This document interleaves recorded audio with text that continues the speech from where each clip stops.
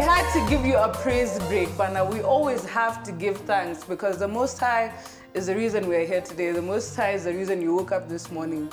So lazima we give thanks, you know? Yeah, true. Yeah, because we never know vile tumepangiwa. Blessings, they can just drop on your lap like this. Yes. Just like the way we're about to bless you, because tonight in studio we have Josephine Mugambi, who is the Jack, or should I say the Jacqueline, of all trades. So tonight she's putting us on to what we need to do, especially when it comes to business. Sindio? Yeah, true. True, man. All right, welcome to studio, Josephine. Thank you. How are you doing? Good.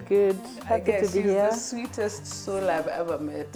Like, Thank you. She's so nice and she's so ready to educate, which is very important. True. Yeah? So before we get into it, Jacqueline, what do you do? I'm a consultant. I work for a company called Spad Africa. Spad Africa is a consulting company. We do work here in Kenya and also in Eastern Africa. That is Tanzania, Uganda, Ethiopia, Somalia, and South Sudan. Those are our main areas. Though our work is concentrated in Kenya. It's concentrated in Kenya. Yeah, so we have two portfolio. We do consulting, which is mainly the research part. So we collect data. We do research in several ways. We do market research. We do baseline surveys, project evaluations. We do feasibilities and value chain studies. So we work with different clients. We work with big companies, private sector. We work with NGOs. We work with the UN bodies.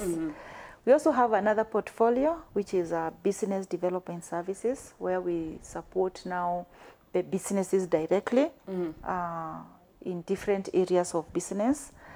We also support small businesses, where now we bring them together in capacity building directly or as contracted by other partners like NGOs, UN, and all that. Nice. So before you started, you created SPAD. Yes. What were you doing before that, you know, inspired you or made you want to venture out and start your own business?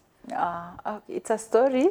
Yeah, let's begin. In the beginning. Yeah, I'm trained in livestock. I'm trained in livestock, and so I found myself in the agriculture sector. Wow. First, I worked for the government, and I got to understand a lot. I actually started from the field. Those days they were called divisions. Divisions, yes. Then from there, I went to the headquarters. And so I got to understand a lot about agriculture sector. And then found myself with the UN. So I went to work with the Food and Agriculture Organization of the United Nations. That time there was a project we were doing in avian influenza control. Then from there I went to a number of other NGOs. So while I was in this, especially from the time I went to FAO to the other organizations, I learned that we used to contract consultants to do for us, like if you want to start a new project, we'd contract consultants to do for us some work. And that time I was very young, I was very naive, and the first client was, the first service provider was a well-established research company. But what they did, I noticed my project manager was not happy because they were so research publishing, the research for publishing papers, academic research, and I could see the real practical part, the on-ground understanding was not there, and I found like my project manager was not happy.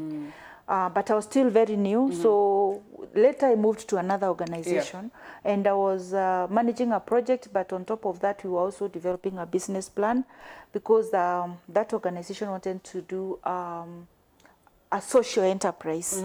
So we contracted another very well-known research company.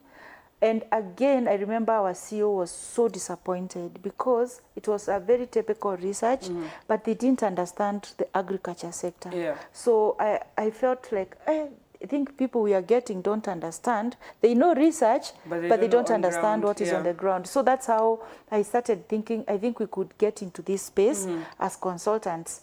So then I met a friend also when I was working with that organization, and he was also feeling the same because he was also running another regional program. And then we said, why can't we just put together a company and we start doing this? So our focus was actually in agriculture. So we registered the company. But we started doing it as a side hustle because, you know, even our jobs, our careers were doing well. We were, you know, that we were doing well. But we started it as a side hustle. So once in a while we get an assignment by other NGOs and we do. Come 2016, we felt we need now to make it serious, to be serious. Personally, I was doing very well, and my member, the organization didn't want me to leave, but I felt I'll be of more value if I go to do this. So I just resigned, just wrote a resignation letter. And I had a lot of promises. People had told me, we'll give you this work, but that's not how it was. But we were able to sell ourselves in the market. Initially, we started with research. Me and my co-founder and an admin. So what does SPARD stand for? SPARD stands for Strategic Partners in Research and Development in Africa. Wow. I like that because you've highlighted how everybody you'd contract come in would just focus on the research, right? So what would you say were the problems or the limitations that now everybody in the agriculture sector, especially here in Kenya, were experiencing, and that they were not able to identify because all they were purely doing was research? It's understanding the dynamics of the farmers, of the whole, let's say, for example, if you're doing research about starting a business, because that one was a business around animal health, understanding who are the service providers, what challenges do they experience, how do they access their inputs. So you see, when you do a typical research, you can just give information like they get from distributors, but the other dynamics around accessing those inputs that if you have worked with the farmers, you know. What would really drive this business based on your understanding on farmers' dynamics and also the whole space. So the practical aspect of it, how things work, the context is what was lacking. Okay, so when you started SPARD, right? How long did it take for you guys to be able to be on ground and also simultaneously do the research to ensure that all these businesses are still improving with what you have learned from your previous, you know, jobs and what now you want to would I say you want to provide for now all the people in the agricultural sector? What were you able to learn? You see, when you're starting, and that's one of the tips I would give, when you start in a familiar field, people know you and they know how you work. So when you go back to the same market and tell them, this is what I'm doing, I can be able to help you evaluate your project, and they know I've been managing programs and they know how I've been doing, it becomes very easy for somebody to build trust and say, okay, we can trust you to do for us, evaluate for us this project. And you see, the other thing is the kind of relationships that we had built when we were starting. Because at that point, the people could understand these guys have been working and they have been managing big projects, so they have the capacity to evaluate a project and a program. I think that was our biggest selling point because we understood what we were doing and we knew the gaps in the market and we knew the right person to target, and so we connected our capacities with the gaps and now the clients. I think guys, you need to pay attention to, she's given at least 3 tips in that one statement. You have to know your demographic, you said. And then the other 2 were what? That you have to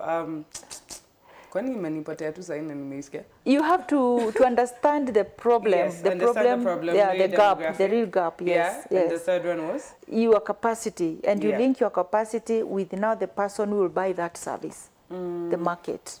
So once you started SPARD, getting clients was very easy for you. Would you say that? Because you had already worked with people before? So yes, it wasn't a challenge. Okay. And if I wanted to start a small business, but I'm not in the agricultural field, you'd still be able to help me in terms of just development, correct? So now I have no idea about how to start a business. I have no idea what kind of capital I need. So when I come to SPARD, what kind of services would you be able to help me with? When you come to SPARD Africa and you want to start a business, First of all, we'll try to understand what you're good at. If it's there are different types of businesses. Ours is services, but you also deal with people who deal with products. So if it's a product, of course, have you thought out what you want, or would you want us to tell you the opportunities? If it's a field, if you already know the field you want, if it's agriculture or if it's not even agriculture, it could be something else, then based on how we understand, we can take you through and we tell you these are the sectors and these are the opportunities in this sector.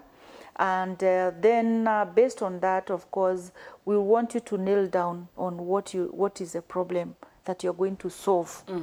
For example, if you want to start a business in the, let's say, in motor vehicle industry, transport, and you know, it's so broad. You could be interested in spare parts. You could be interested in owning your own transport business. So we have to nail down which specific business and what's the problem in that business currently. What are the trends? These days, you know, maybe the bonda is doing very well, but there are challenges perhaps in the spare parts. So we have to understand what's the problem, so that you align your business idea with the solutions you want to provide. Perhaps you want to make it maybe more customer-centric, so perhaps you want to have to be different by providing specific maybe information to your customers. So we have to customize based on the project, the problem you want to solve. Then when it comes to capital, there are so many ways of looking at it. Personally, I've ever started a business. Those days, those days around 20 years, not 20 really, about 20 years ago. And I remember that time I had only 16,000 shillings. And that 16,000 was able to set the shop. It was dealing with agrochemicals. It was able to set up the shop, but I'm the one who was selling. And then I was doing everything, but I was able to buy just a few drugs. And then the market informed me, what should I add? Okay, what people wanted. What people want. And it peaked.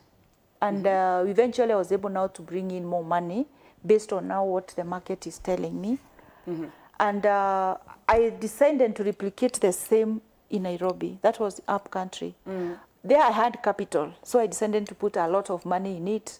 But I used the model and used up country, and it didn't work. Yeah, it didn't work. Was that because you were doing everything? Was that because you were the manager, you were the accountant, you were the person? Okay, so what is key is that you must have a team under you to also manage. True.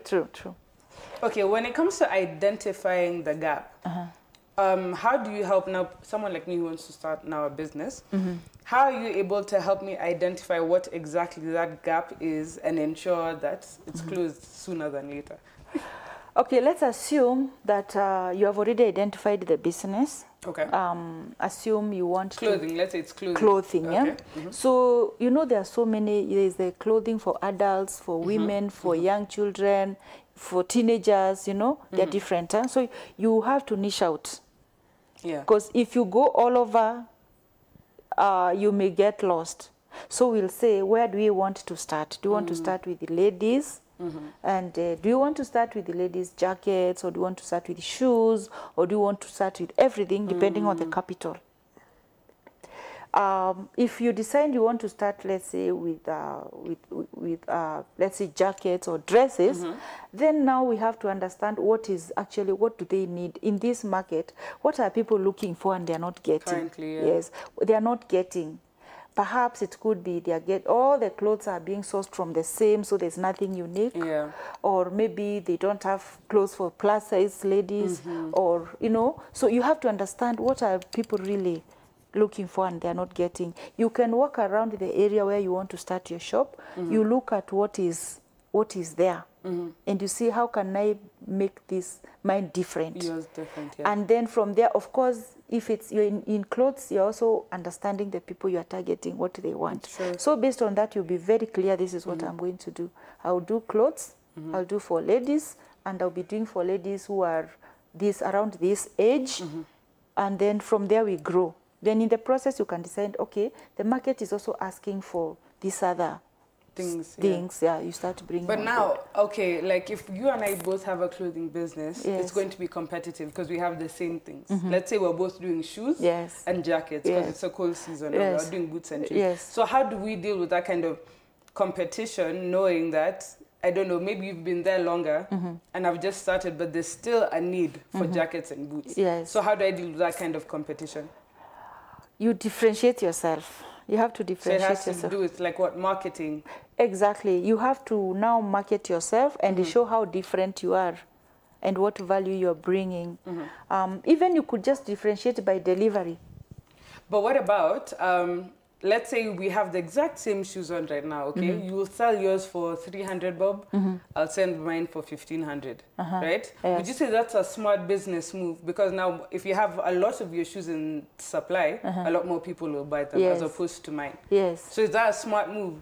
When you do undercutting, it's not smart. It's not smart. It's not smart. Okay. It's good you be competitive based on value. Okay. Yes. Wow. Yeah. Because you see now for me, if Steno and I and Paul and just start the same thing, if Steno's selling something for 1500 and I know I bought it at a way less value, I'll also sell it at a lesser value just to ensure that his customers come to me. Not so much. And then now Paul's business as well, he'll be like, okay, you know what? I'll take out delivery fee or something of that sort. Now I'll put my prices even lower and have no delivery fee. Won't I still get more business? You get more business, but it may not be sustainable because you also have to look at your margins and how much you're giving. You may find maybe your supply.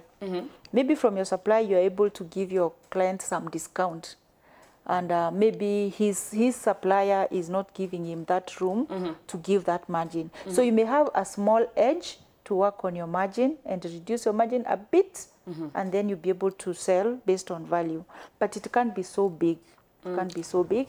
But you may also be having, for example, he may be having a contracted service provider in terms of deliveries, so the delivery charges are high. You could be having your own motorbike or something, so your delivery fee could be much lower. Or you may be liaising with other bulk people who are doing in bulk, so you reduce your fee for delivery. So you may look at other opportunities in markets that can allow you to give your customers some discount. So you have to weigh your pros and cons. You can't just cut prices. That's very interesting. But okay, now for people who want to get into business, would you say the largest market right now, the most needed thing, or the best way to go would be through agriculture, or what do you think is the best way to start your own business? There are so many.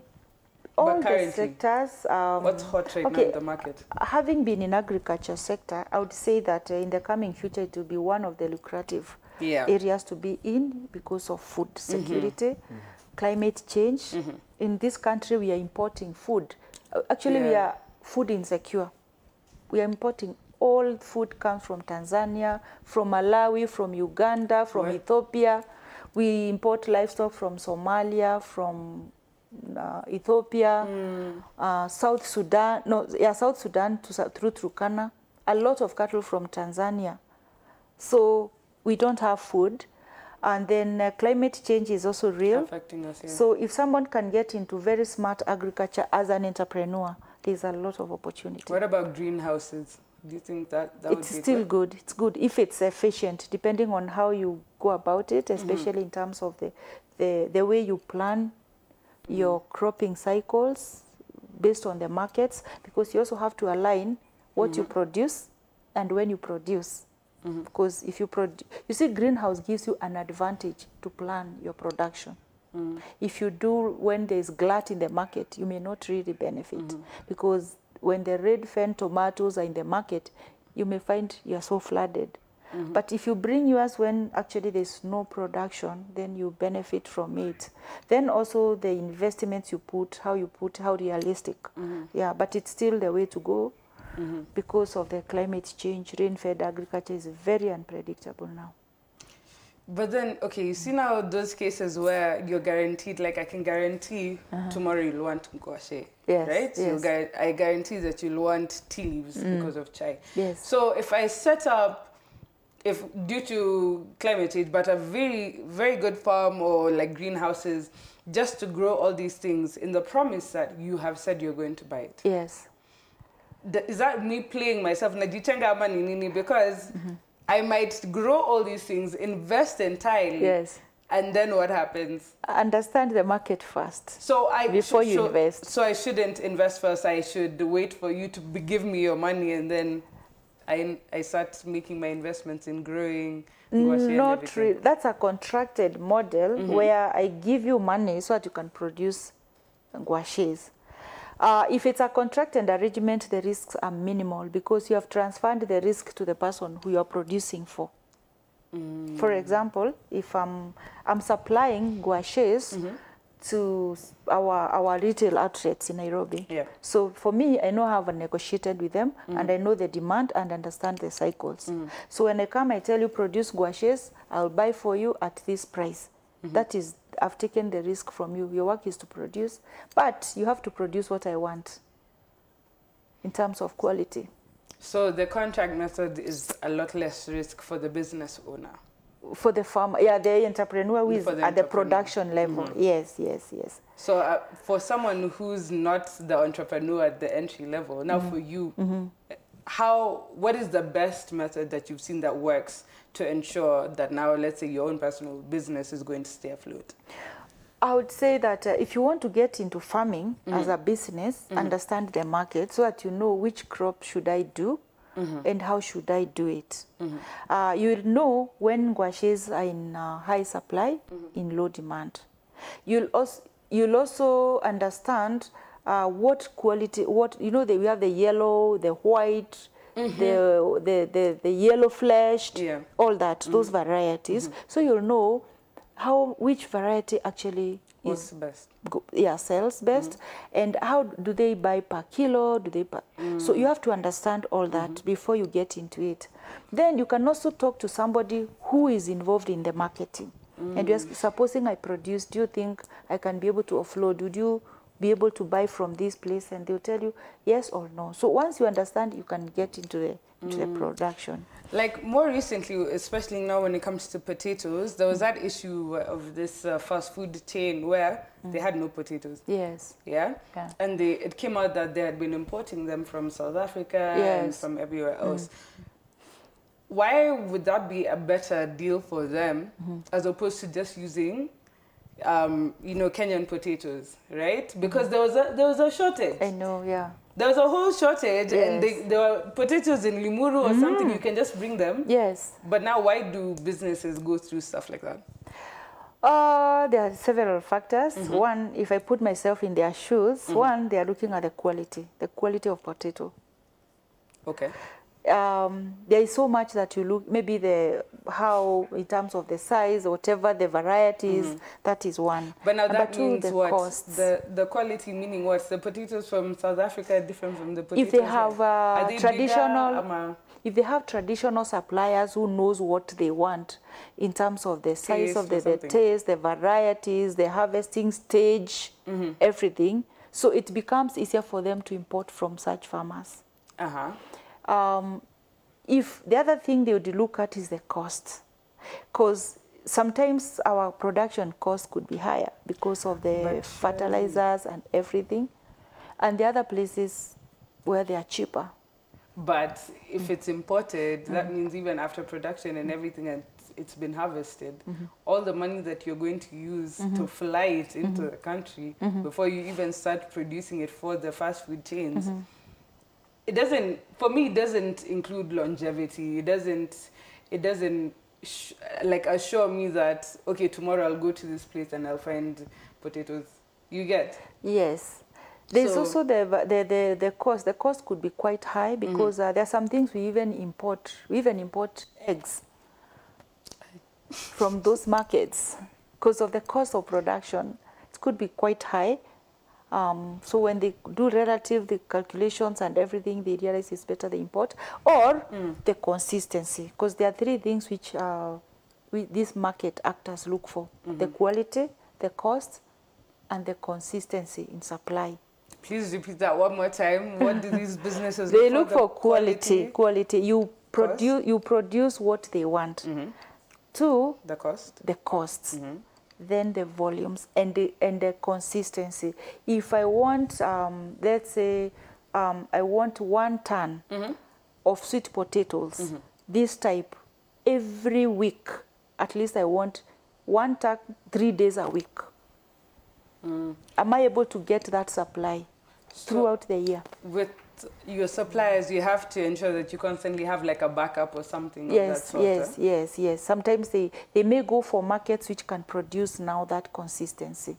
So, okay, in terms of, you know, like how in the States, I've even seen it here in Kenya now, GMOs, right? Yeah. So how does that affect now the agricultural sector? Because it doesn't matter what you do, how you're growing your potatoes or your chicken or something. You've seen how they'll inject a kienyeji, a roadrunner, a broiler. They put GMOs in it. So is there a point of us focusing on agriculture if we're still going to move to a chemicalized kind of society when it comes to food, which is completely unhealthy? Because the market niche, there's a market niche that will be very specific. We want organically, or we want range, raised, produced livestock or whatever. So that is one market segment. There's another market segment which is not sensitive to that matter. So you find that if it's the chicken, they'll go for broilers and they'll go with it. So we still have all this because you have different market segments which need different products. That is very, very smart. If you're doing for kienyeji chicken, because it's difficult to produce in volumes, and if it has to be range produced, then it has to be very pricey. That's and there are very few people, so there's a market segment that goes for that, and they can afford it. But if you go to fast food restaurant, most of them, they will do broilers. That is what people can afford. Yeah. That's crazy. Yes. Guys, understanding the business world is harder than I thought. It's harder. You have to understand the market. That's all about the market. Your demographic is key. It is key. It is key. You have to be very clear. Hey, guys, I did not know. If you produce kienyeji chicken and then you start giving them concentrates and all that, it's very expensive. Yeah. And then now when you go to sell, you not make any money out of it. Yeah, because you have to make it that range, and that's why it is pricey. So, okay, let's understand now the downside of now going into, let's just say, agricultural, right? It will be me not understanding my demographic. Yes. Also when it comes to the kind of quality and the volume at which I'm producing. Yes. So the first thing has to be my demographic. If I have not understood that, I've set up myself for failure. Yes. Wow. Okay, before you leave, please, just directly into your camera, please just tell us, how would you inspire somebody watching you right now, all right, even through SPAD, to just help me with, SMEs or just whatever I want to start or be part of when it comes to the bigger picture in business? Business is good because it makes you think and become very innovative. And a business that is hinged on solving a problem is the most sustainable business.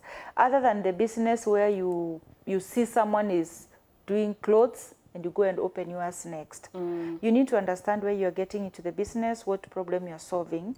And you don't really need to look for capital, so much money so that you start. You start where you are with what you have. You have both financial and non-financial assets. Like us, when we started, we had our non-financial asset, mainly the people we knew, and also the quality of the work which you already had, which could speak for us. You could also have a little financing, or you could also look at how can you raise money even from small initiatives, even chamas. From your chama, you can raise your startup. You don't start in a very complicated manner. Even when you see a business that is doing very well, they started somewhere. So you start where you are with what you have, but then you manage the growth, listening to the market and understanding what the market wants, and then you continue to meet the need in the market. In terms of capital, I would comment on the mistakes that some business people make. You borrow money to start a business based on some numbers you have done, that you have done some numbers, you know, if I keep this number of chicken, after 35 days, I'll sell my broilers, I'll make this money, then I can do this. Sometimes it's different. The way they say ground vitu ni different. Yeah. It's sometimes different. You might find some unforeseeable challenges, your cash flow is affected, or the business may not pick as fast as you thought. So the little profit you're making, you're taking it to the loan, to pay the loan, and then now you are not able to capitalize your business, so it collapses. So it's best you start your business with what you have, capital. You grow, and then you can now look for money from borrowed money when you know this is the part of the business I want to capitalize. And when this money comes, it will actually give my business another lease and another leap. So that is how I would look at managing using borrowed money. But you could also work, if you really have to borrow, then you also have to understand the terms and the grace period, whether you can get financials that can give you that a grace period. You can also look for money from your own investors. You just tell people, this is an initiative I'm doing, and I would like you to invest your money in it. Once we get here, I'll be able to repay you your money with this interest. Those are other less riskier ways of raising money to start. Then the other thing in this business, what I have seen and what I can give as my experience is growth. When the business grows, it's also a problem. Because you start, like us, we started just myself, my co-founder, and an admin. And we thought that because our work is more of using our head, we don't need capital. Yeah. We actually never thought you need capital, but you need to just pay the rent. And then when you look at how the money comes, you can be able to pay the rent and other office costs. But when you start the work, you realize that this is contract-based. Yeah. When I sign a contract, the time I get paid is maybe after 2 months. And then I put my money, then later we realize you have also to employ associates to come and help you deliver the assignment, especially if you have 2 assignments that are running. And then now, if you have to pay these associates, they will not wait until 2, 3 months or 4 months when your client pays. You have to know how to pay them, and you are left waiting to be paid. Yeah. So that brings the issue of cash flow management. You have to know how now to manage your cash flow so that you don't collapse because of those cash flow issues. The other thing about that is growth now, because you're employing people, but the money doesn't flow as fast as you want. Then the other cash flow, the other growth problem I've experienced is now where you start, you are everything. You are the accountant, you are the marketer, you're the one who is doing the production, everything. So it starts on well because the business is still small, but as it grows, you start realizing that you can't scale. Yeah. We had that problem because ours was more research, it was more, you know. So we found ourselves so busy working and we got burnt out. Yeah, we got burnt out because you are doing everything, you're writing proposals, you're delivering, you're training, everything. You're doing everything. We almost got out, and it was very risky. It was very risky. We reached a very risky point before we realized we have now to work with systems. We have to get out and develop systems, and we have the systems now work. So now we started developing the system. So even if you're doing goods, you have to work with a system. You start, but then you know how will the marketing work. Then you know I need to have a system on marketing. You develop that system. So you start now moving out from being the person and the business running on its own systems. That's how you can scale. If you don't, then you reach one point, you'll get burnt out, you hate your business, and you'll just close shop.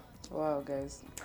Yeah, so those are some of the key points that I've seen, which are really helpful when you are starting. So how do we reach you? All right. So if I've been inspired by how I can start a business, now I know I need to identify my demographic. I need to have the right kind of capital, then take loans later. But then I need to ensure there's a system around me that helps me keep my business afloat. Yeah. So now for everybody else that wants to reach out to you, how do we reach you? Through email or through Spired Africa? How are we going to help?